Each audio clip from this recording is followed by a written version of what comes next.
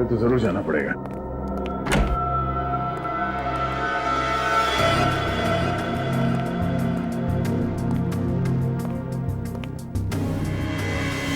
Sir, ये cabin तो बिल्कुल वैसा ही है जैसा उस ब्लूप्रिंट में था जो हमें चेतन के घर से मिला था। हाँ श्रेया, सारे म्यूजिकल इंस्ट्रूमेंट्स वैसे ही रखे गए जैसे उस नक्शे में मार्क किए गए थे। लेकिन क्यों? तो देखो, कुछ मिलता है क्या?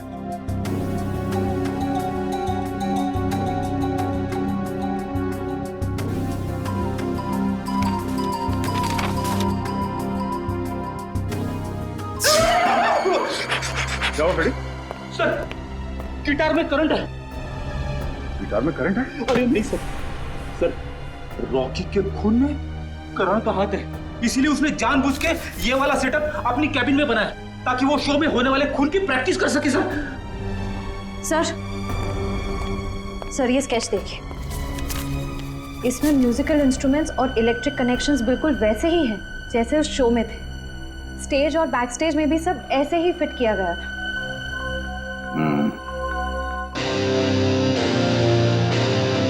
गुड इवनिंग गाइस, कैसे हैं आप? आज की शाम आप जैसे संगीत प्रेमियों के नाम एंड आई मेक श्योर आज की शाम रॉकी एंड बैंड के साथ आप लोगों की बहुत ही यादगार शाम होगी। तो हो जाइए तैयार रॉक एंड रोल करने के लिए रॉकी के गानों के साथ।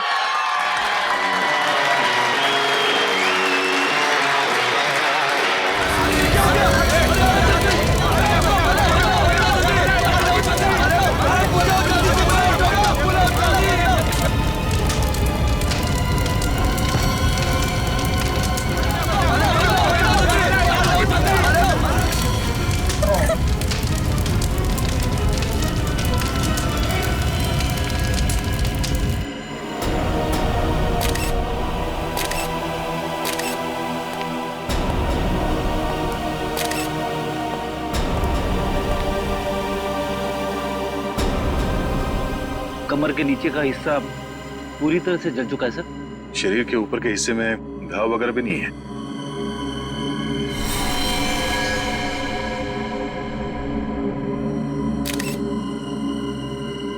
यहाँ स्टेज पे किसी भी चीज को हाथ तो नहीं लगा किसी ने? नहीं सर। ये आग कैसे लगी? पता नहीं सर कैसे लगी। जैसे हमने रॉकी को आग की लपटों में घिरे देखा, हम भागकर स्टेज पर आए, पर सर रॉकी को हम बचा नहीं पाए।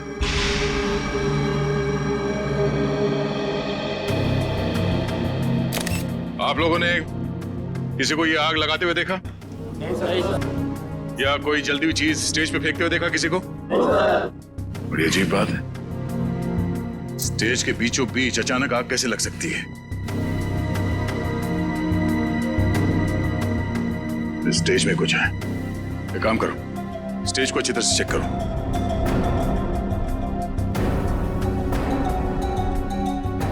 सर, हाँ? मैं कुछ कहना चाहती हूँ। क्या बताना चाहती हो?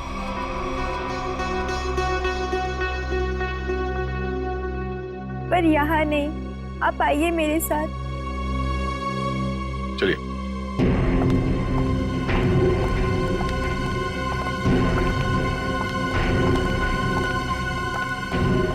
बोलो, क्या बताना चाहती हो? मुझे शक है कि किसी ने उसका खून किया है। किसने खून किया? कौन है वो?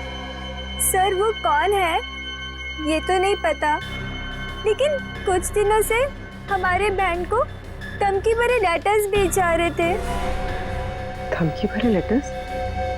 हाँ, और वो सारे लेटर्स रॉकी के नाम पर भेजे जा रहे थे, वो भी खून से लिखे हुए। क्या आप हमें वो खून से लिखे हुए लेटर्स दिखा सकती हैं? हाँ सर, मैं अभी लेकर आती हूँ। प्लीज। सर, अगर लेटर्स भेजने वाले ने आग लगाई है तो इसका मतलब है कि शो के दौरान वो ऑडिटोरियम में मौजूद था। हाँ पूर्वी, लेकिन उसने ये आग लगाई कैसे, ये पता लगाना जरूरी है। सर, मिला फ्रेडी? सर ये देखिए, नीचे से एक वायर का तार निकला हुआ है। तार निकला हुआ है स्टेज के नीचे से?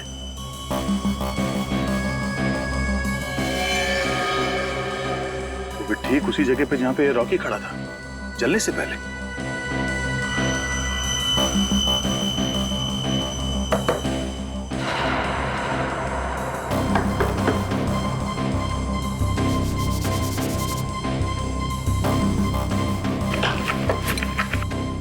स्क्रू ड्राइवर देना।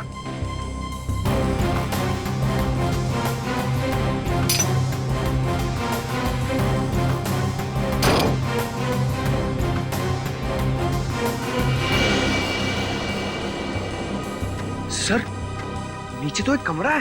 हाँ, लगता तो कुछ ऐसे ही है। इसे जाके देखते क्या है, जरा टॉर्च देना।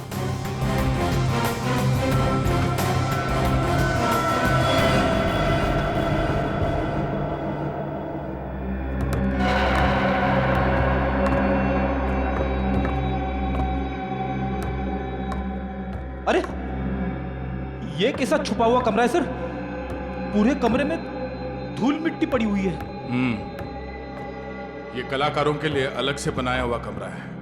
यहाँ से स्पेशल एंट्री दिखाते हैं। सर खूनी ने स्पेशल एंट्री के लिए बनाए दरवाजे का बड़ी होशियारी से इस्तेमाल किया है। सर ये देखिए, ये वायर ऊपर से नीचे आ रही है सर। ये वायर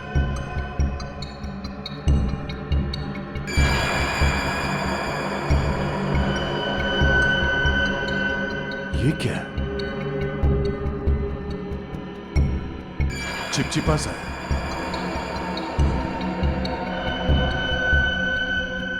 ये तो रबर सोल्यूशन है। सर रबर सोल्यूशन यहाँ पर? हाँ, यहाँ पे क्यों? ओह, अब समझ में आया। ये सारा मामला है क्या? क्या सर? ये सब रॉकी को मारने का प्लान था। ये इलेक्ट्रिक वायर, ये रबर सोल्यूशन। रॉकी को मारने का प्लान? वो किसे? बताता हूं फ्रेडी। पहले ये देखते हैं कि ये इलेक्ट्रिक वायर जाता कहां है।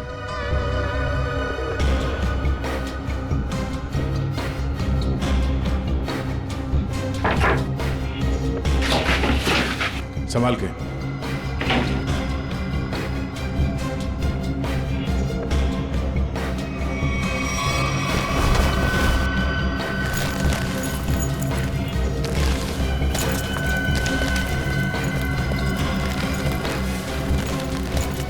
सर ये तो बैक स्टेज एरिया है। वो देखिए, एक्स्ट्रा ड्रम्स और गिटार भी दिख रहे हैं।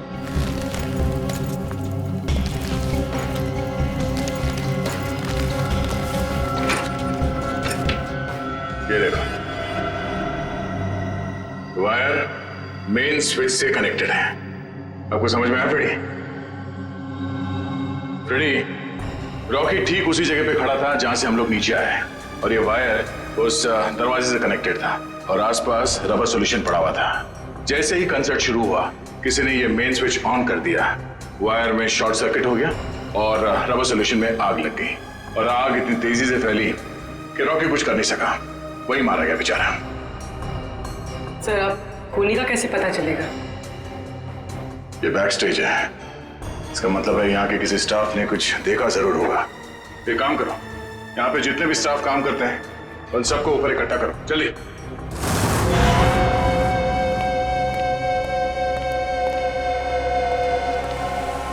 सब लोग आ गए? हाँ। अच्छा एक बात बताओ, शो स्टार्ट होने वाला था या फिर शो स्टार्ट हो चुका था? उस वक्त आप में से किसी ने स्टेज के पीछे जो कॉरिडोर है उसमें जो इलेक्ट्रिक स्विच बोर्ड है उसके आसपास किसी को देखा था? स्विच बोर्ड के पास? वो क्यों? क्योंकि किसी ने वायरिंग के साथ छेड़छाड़ की है और वही आदमी रॉकी की मौत का जिम्मेदार है। ओ नो सर, ये आप क्या कह रहे हैं?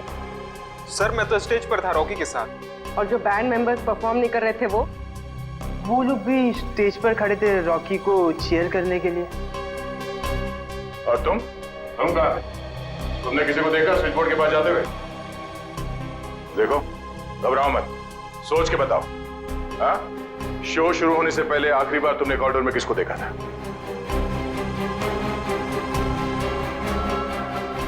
सर इसे देखा था मैंने सर। करण, ये तुम क्या बोल रहे हो? सर मैं झूठ नहीं बोल रहा हूँ, इसे ही देखा था मैंने कॉरिडोर में यहाँ। अब बताओ मिस्टर करण, तुम कॉरिडोर में गए थे या नहीं? सर हाँ मैं गया था, लेकिन क्या करने गए थे तुम वहाँ? हाँ? तुम्हें शो में परफॉर्म नहीं करना था? सर मेरा गला खराब था और मुझे पता था कि मैं गा नहीं पाऊंगा, इसलिए मैंने डिसाइड किया था कि मैं रॉकी के साथ परफॉर्म नहीं करूँगा सर। लेकिन मैंने रॉकी को नहीं मारा है सर। अच्छा सर हाँ?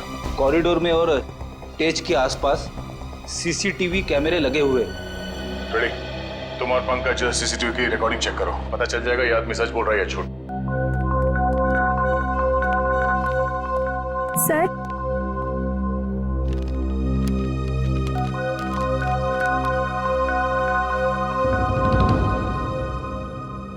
वाकई ये लेटेस्ट तो फोन से लिखे हैं।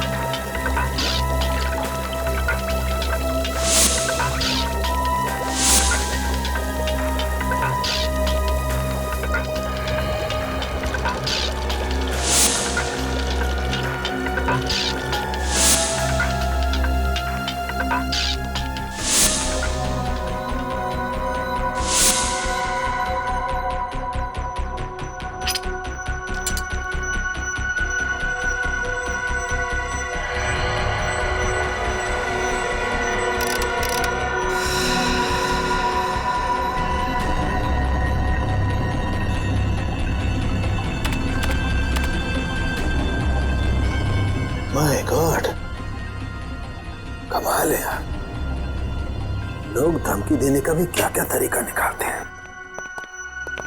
सड़के किस सोच में पड़ा है तू? बॉस ये जो लेटर्स हैं ये खून से लिखे गए। तो इसमें कौन सी अजीब बात है? अजीब बात यह है बॉस कि ये जो खून है वो इंसान का नहीं है, जानवर का खून है। जानवर के खून से? हाँ, ये लेटर्स भेड़ के खून से लिखे गए हैं बॉस, भेड़ के खून से। भेड़ के खून से? और क्या पता चला? ये लेटर्स मैंने अच्छी तरह से स्टडी किए हैं। जिस किसी ने भी ये लेटर्स लिखे हैं वो बहुत ज्यादा पढ़ा लिखा इंसान है। सलून साहब, ये रॉकी के शरीर पे जले हुए के अलावा किसी और चोट या घाव का निशान? नहीं सचिन, इस रॉकी के शरीर को मैंने अच्छी तरह से चेक किया है और किसी किस्म का कोई निशान नहीं है। इस रॉकी का शरीर आधा जल चुका था और जलने की वजह से इसकी मौत हुई। सर, जिसने भी ये धमकी भरे लेटर्स भेजे हैं, सर वही खूनी है क्या? हाँ निखिल, जिसने भी ये धमकी भरे खत लिखे हैं ना, उसी ने खून किया है। पर एक बात है, भेड़ का खून मुंबई जैसे शहर में आसानी से नहीं मिल सकता। वो जरूर किसी जंगल वाले इलाके या फिर फार्म हाउस वाले इलाके से ही मिला है। तो हमारे शहर के आसपास जितने भी फार्म हाउसेस है, वहां जाकर के पता लगाओ, पूछताछ करो और देखो किसने भेड़ का खून किसी को दिया है या फिर बेचा है क्या।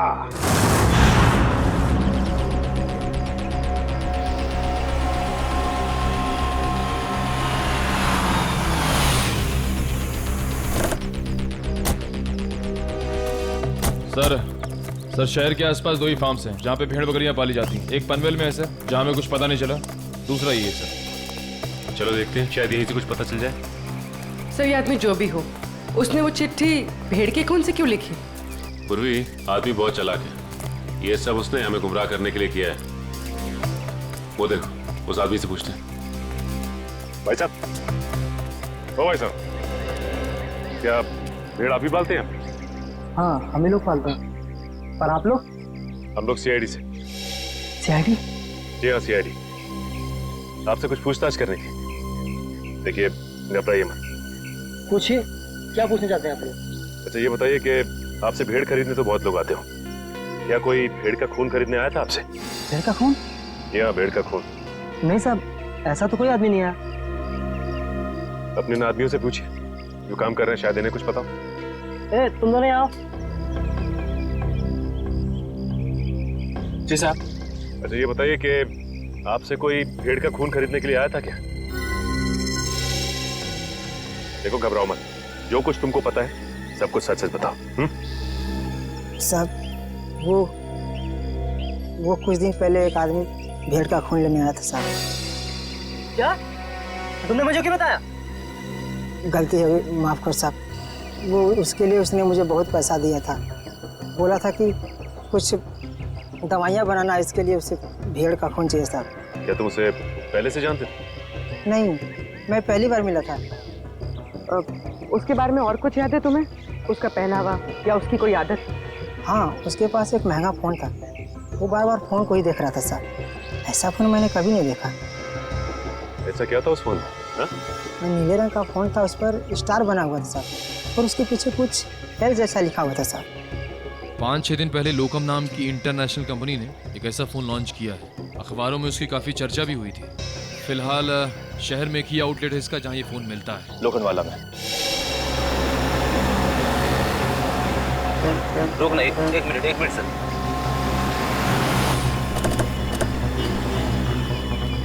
सर, ये उस मोबाइल कंपनी की दुकान है जिसके बारे में सचिन सर ने फोन करके बताया था। सुनिए भाई साहब, हमें एक मोबाइल के बारे में कुछ जानकारी चाहिए जो हाल ही में मार्केट में आया है आपकी कंपनी का। कहीं आप लोकम की बात तो नहीं कर रहे हैं? हाँ, लोकम का नीले रंग का फोन, पीछे एल लिखा हुआ और आगे स्टार बना हुआ। कहीं आप इस फोन की बात तो नहीं कर रहे? हाँ, इसी फोन की बात कर रहे हैं। बोलिए साहब, क्या जानकारी चाहिए? सबसे नया मॉडल है, 10 दिन पहले लॉन्च हुआ है। आपको चाहिए तो अभी से बुक कर दूं? नहीं, हमें खरीदना नहीं, हमें ये पता करना है कि ये फोन किन किन लोगों ने खरीदा है। हमें उनकी लिस्ट चेक करनी है। पर क्यों साहब? देखिए, हम सीआईडी से और एक खून के सिलसिले में तहकीकात कर रहे हैं। जी बिल्कुल, अभी तक हमने सिर्फ 12 पीसी बेचे हैं, कस्टमर का रिस्पॉन्स देखने के लिए।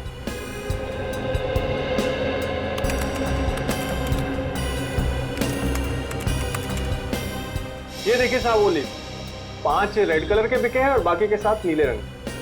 नीले रंग के फोन जिन लोगों ने खरीदे हैं उनके लिस्ट चेक करनी है। ये रही साहब लिस्ट। चेतन? लेकिन चेतन तो उस न्यू एज रॉक बैंड का मेंबर है, वो भला अपने ही आदमी का खून क्यों करेगा? ये तो चेतन ही बताएगा। फिर घर चलते हैं, जरा चेतन का एड्रेस है।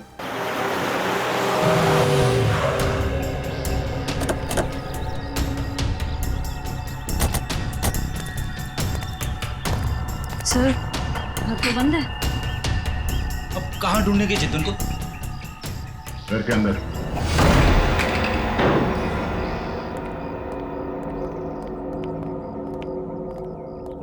घर की अच्छी तरह से तलाशी लो, देखो कुछ मिलता है क्या।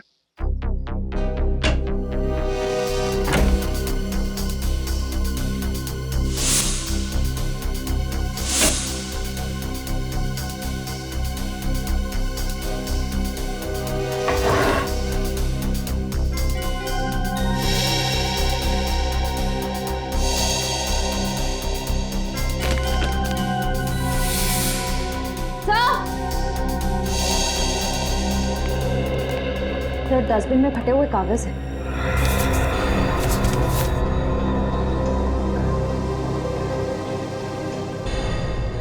ये तो कोई ड्राइंग जैसा है। लगता है चेतन ने कोई ड्राइंग बनाई होगी और घर से निकलने से पहले इस कागज को फाड़ के चला गया होगा। टुकड़ों को जोड़ के देखते हैं, पता चल जाएगा इस चेतन ने क्या ड्राइंग बनाई थी।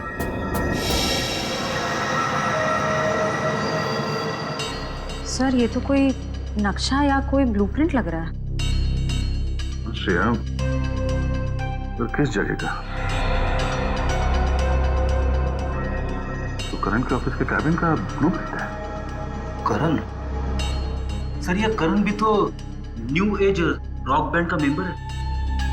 सर, ये देखिए, उसके कैबिन में जितने भी म्यूजिकल इंस्ट्रूमेंट्स हैं और जितने भी इलेक्ट्रिक कनेक्शंस हैं, सब मार्क किए गए हैं। चेतन के घर पे करण के ऑफिस का मैप क्यों? करण की जान को खतरा तो नहीं है?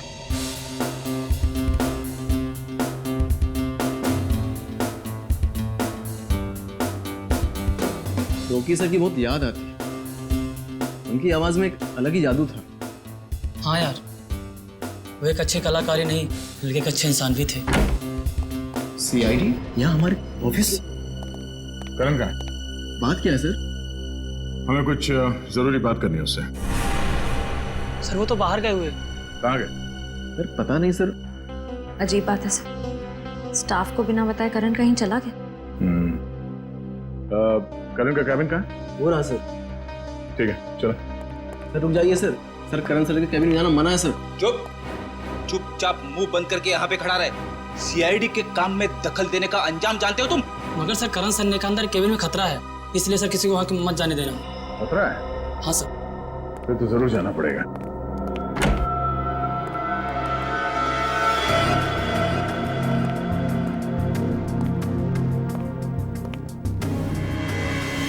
सर ये कैबिन तो बिल्कुल वैसा ही है जैसा उस ब्लूप्रिंट में था जो हमें चेतन के घर से मिला था। हाँ श्रेया, सारे म्यूजिकल इंस्ट्रूमेंट्स वैसे ही रखे गए जैसे उस नक्शे में मार्क किए गए थे। लेकिन क्यों? तो देखो कुछ मिलता है क्या?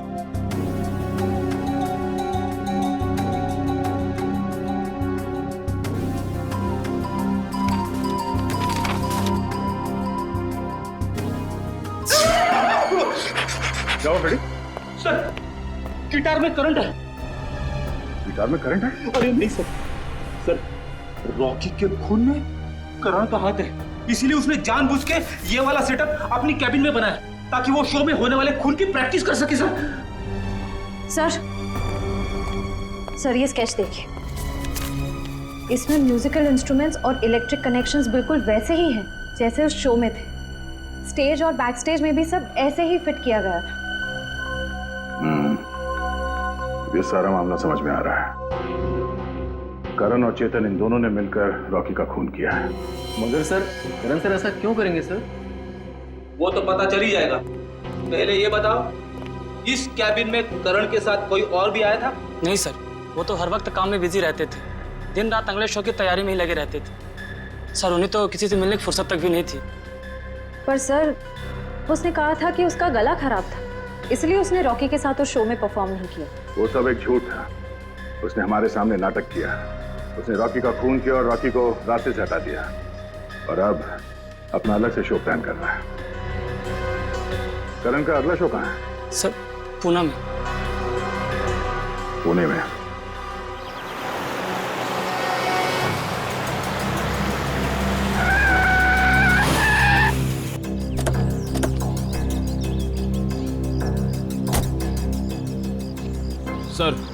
सर मोबाइल कंपनी के हिसाब से चेतन के फोन का आखिरी लोकेशन यहाँ पे ट्रेस हुआ है सर। सर इसी सुनसान जगह पर चेतन ही आया क्यों होगा? यहाँ आसपास तो कुछ भी नहीं है। कुछ तो जरूर है। हो सकता है चेतन यहाँ पे किसी से मिलने आया हो और उसके बाद यहाँ पे आके कहीं छिप गया। पर सर अब हम चेतन को ढूंढेंगे कैसे? वो देखो सामने छोटी सी दुकान दिख रही है ना, वहाँ चल के पूछते हैं।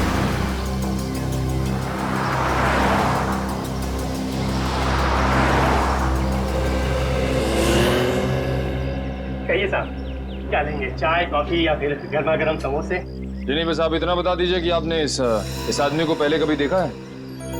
हाँ साहब, देखा है साहब। ये मेरे ढाबे पे आया था। कितनी देर पहले आया था यार? यही कोई 1.5-2 घंटा हुआ होगा। मैंने उससे पूछा भी कि कुछ खाना पीना है, तो बोला नहीं, खाने पीने का वक्त नहीं है उसके पास। फिर वहाँ कोने में बैठकर किसी का इंतजार करने लगा। फिर कोई मिलने आया इससे? हाँ साहब, एक गाड़ी आई थी और गाड़ी को देखते ही उसकी ओर भागा। अब फिर दोनों, साहब गाड़ी में कोई बैठा हुआ था, दोनों में कुछ खुसुर खुसुर हुई और फिर गाड़ी वाले ने एक अटैची इसको दी और चला गया। गाड़ी वाले को देखा? नहीं मैडम, असल में हुआ क्या कि ये आदमी ठीक गाड़ी वाले के सामने आकर खड़ा हो गया, तो मैं गाड़ी वाले की शक्ल नहीं देख पाया। अच्छा, गाड़ी का नंबर या फिर कौन से रंग की गाड़ी थी, कुछ याद है तुम्हें? नंबर तो नहीं देखा, लेकिन हाँ गाड़ी सफेद रंग की थी। ये दोनों साथ में क्या थे? नहीं साहब, गाड़ी वाला तो अलग निकला था और ये जो लड़का था, ये 5 मिनट बाद एक बस आई, उस पर बैठ के निकला। हरे रंग की एक पैसेंजर मिनी बस थी, ये हेटी ट्रेवल्स की। अच्छा, बता सकते हो कि ये बस कहाँ गई होगी? साहब हेटी ट्रेवल्स की अधिकतर बसें यहाँ से पूना की ओर जाती हैं। वो बस यहाँ से कितनी देर पहले निकली? करीब आधा घंटा हुआ होगा। ठीक है, थैंक्स।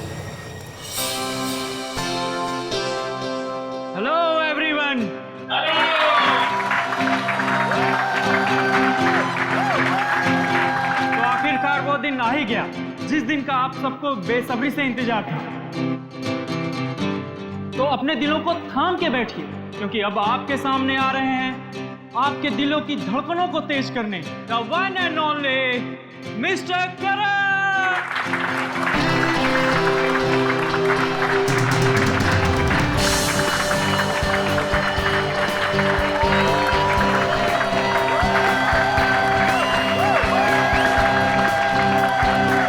हेलो गाइस, क्या आप सब तैयार हैं मेरे इस शो को रंगीन बनाने के लिए?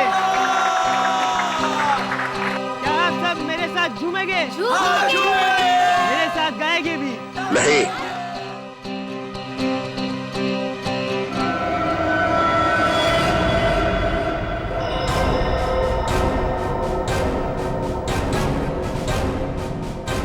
सीआईडी यहाँ? हाँ, आप लोग सब प्लीज बाहर जाइए। हम करण जी का शो अकेले में देखना चाहते हैं। टेंशन लेने की जरूरत नहीं है, तुम्हारे पैसे तुम्हें मिल जाएंगे। चलो चलिए चलिए। नहीं नहीं, ये नहीं हो सकता। रुक जाइए आप सब लोग। ये मेरे जिंदगी का पहला शो है। मैं लोगों को बता देना चाहता हूँ, मैं ही नंबर 1 रॉकस्टार हूँ। तुमने तो कहा था कि तुम्हारा गला खराब है, अब तुम गाओगे कैसे? वही तो, बेसुरा गाने से तुम्हारा नाम खराब हो जाएगा। देखिए, वो तो मैंने कुछ नहीं किया। तुमने हमसे झूठ बोला कि तुम्हारी तबीयत ठीक नहीं है, इसीलिए तुम रॉकी के साथ स्टेज पर नहीं थे। पर सच तो ये है कि रॉकी को तुमने मार डाला और अब खुद रॉकस्टार बनने चले हो, हैं?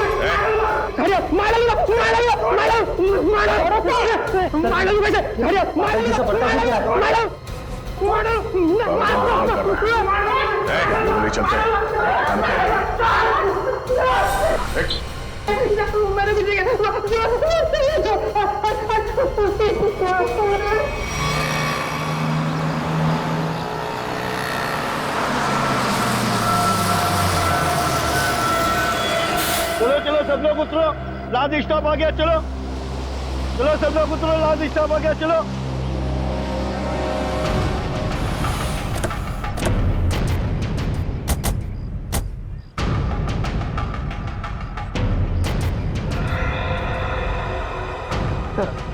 हो रहा चेतन, बस से उतर रहा।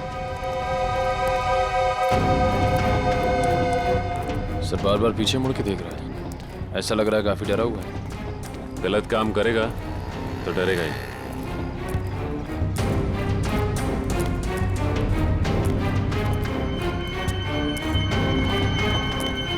ठीक है।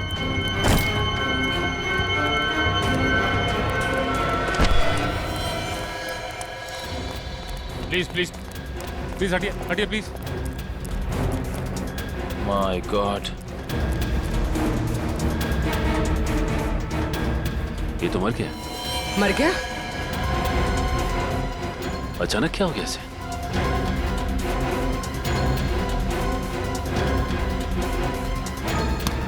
सर शरीर पे किसी भी घाव के निशान नहीं है। फिर इसकी मौत हुई कैसे?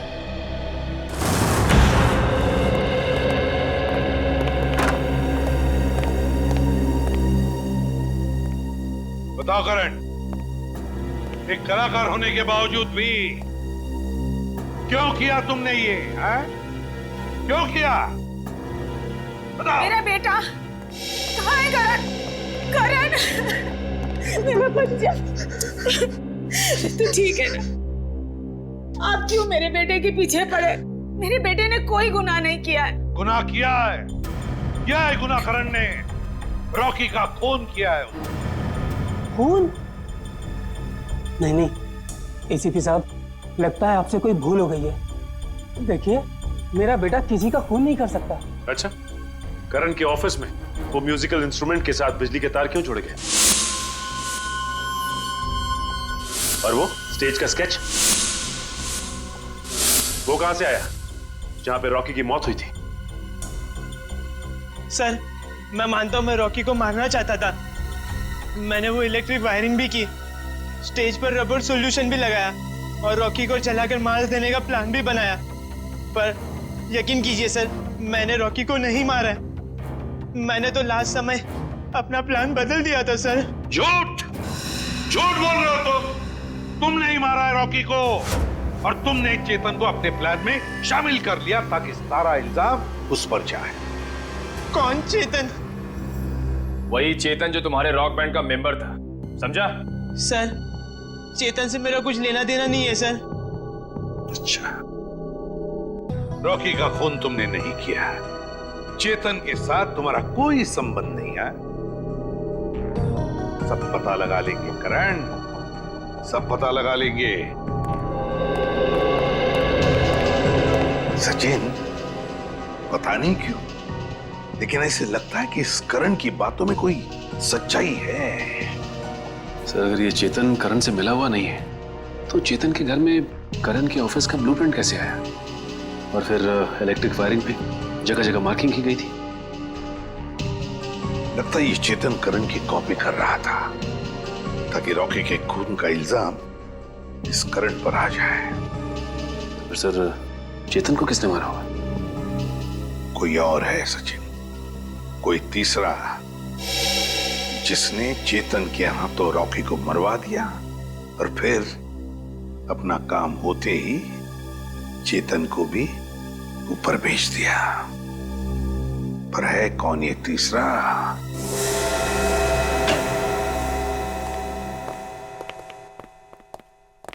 साउंड के रेजिग्नेशन दे दे, इस्तीफा दे दे। क्यों दे दूं भाई इस्तीफा? क्योंकि तुझे अब तक पता नहीं चला कि चेतन को मारा कैसे। तुम्हें कैसे मालूम नहीं पता लगा पाया है?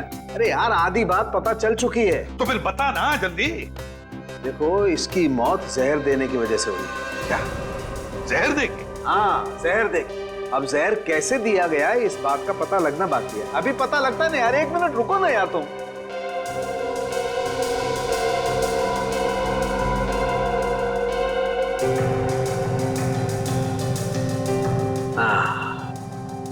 ये इसी बात का शक था मुझे।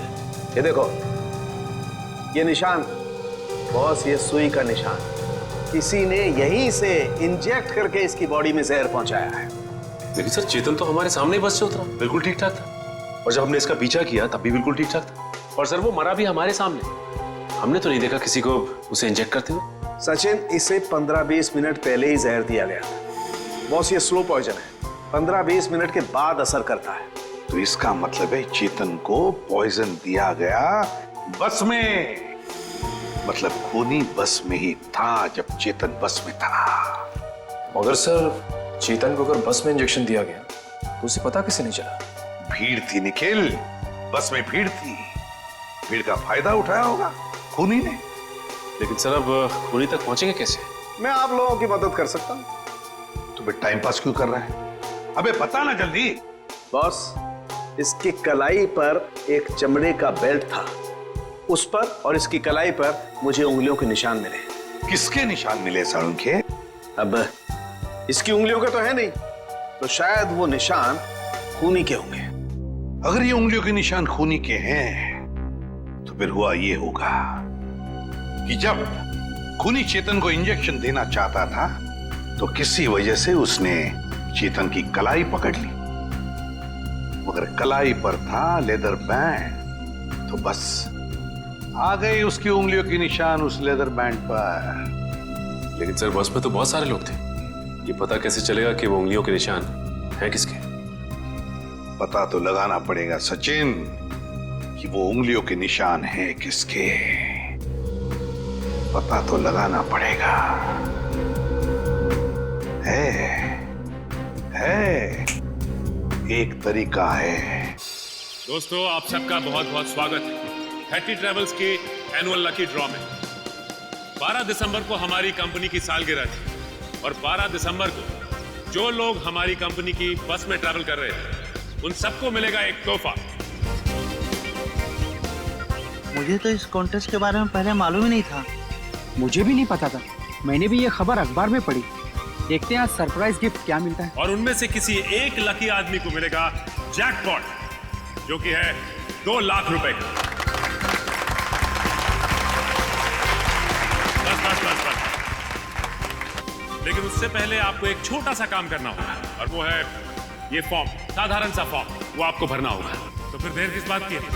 आइए एक एक करके फॉर्म भरिए और अपने अंगूठे का निशान छोड़कर जाइए इसमें। ये लीजिए।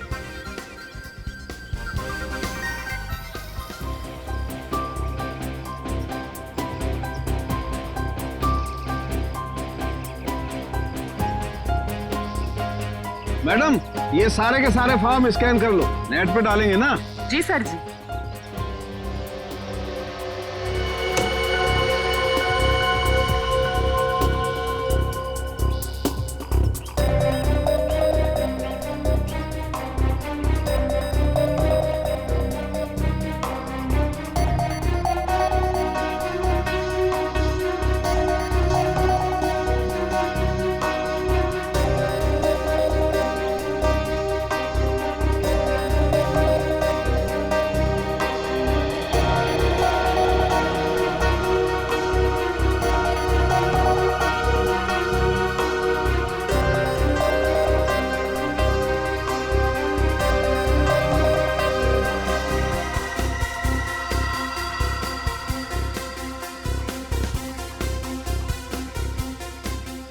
सर जी, ये लीजिए, ये मिल गया आपका लकी विनर का नाम। आइए,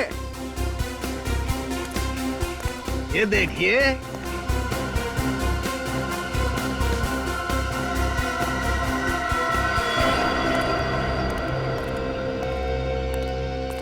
दोस्तों, आप सबका इंतजार अब खत्म हुआ।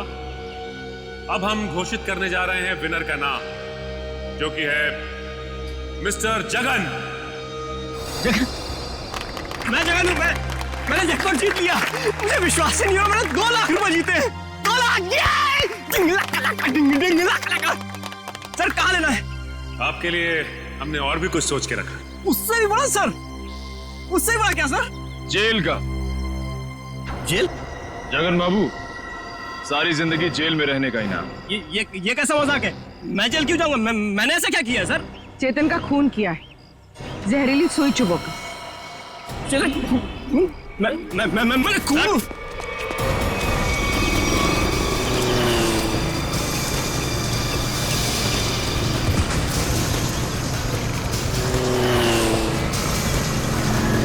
तुम्हें पकड़ने के लिए इतनी बड़ी प्रतियोगिता रखी है, इनाम क्या तेरा बाप लेगा? सर मैंने कुछ नहीं किया सर मैंने कुछ नहीं किया। छोड़ दो सर, छोड़ दो मुझे।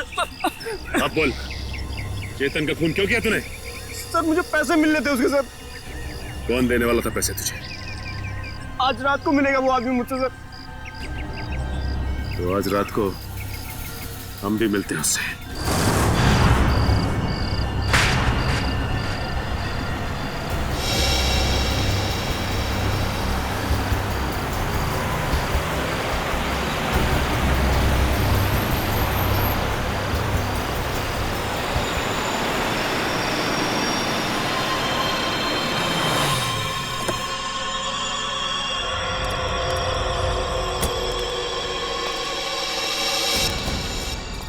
सेठ, वक्त के बहुत पाबंद हो तुम, मुझसे पहले यहाँ पहुँच गए।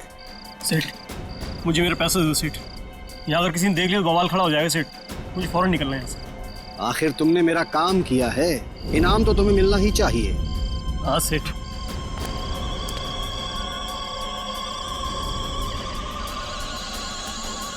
ये रहा तुम्हारा इनाम, देखना चाहोगे? सर, बंदूक? हाँ बंदूक। क्या मजाक है सेठ? ये मजाक नहीं और ना ही ये कोई खिलौना है, ये असली बंदूक है और चलती भी है। और इसीलिए तो अगली गोली तेरे सीने के पार हो गई है। सेठ, मुझे क्यों मारना चाहते हैं? मैंने तो हेल्प की आपकी। इसीलिए तो अब तुम मेरे लिए एक खतरा बन चुके हो, और मैं खतरों को पालता नहीं हूँ, उन्हें खत्म कर देता हूँ। फिनिश। बाय जगन।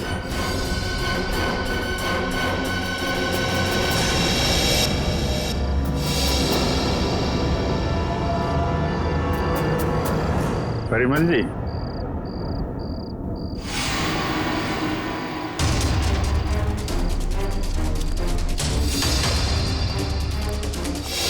मुझे माफ कर दो, प्लीज मुझे माफ कर दो। अच्छा, कभी कभी आदमी को ज्यादा चालाकी भारी पड़ जाती है परिमल जी। लोगों को इनाम देने का बहुत शौक है ना, अब सीआईडी का इनाम चख लो। हाँ, मैंने ही मारा रॉकी और चेतन को। क्यों? हाँ? क्यों मारा तुमने रॉकी और चेतन? तुम तो रॉक बैंड के गुरु थे ना? गुरु? क्यों?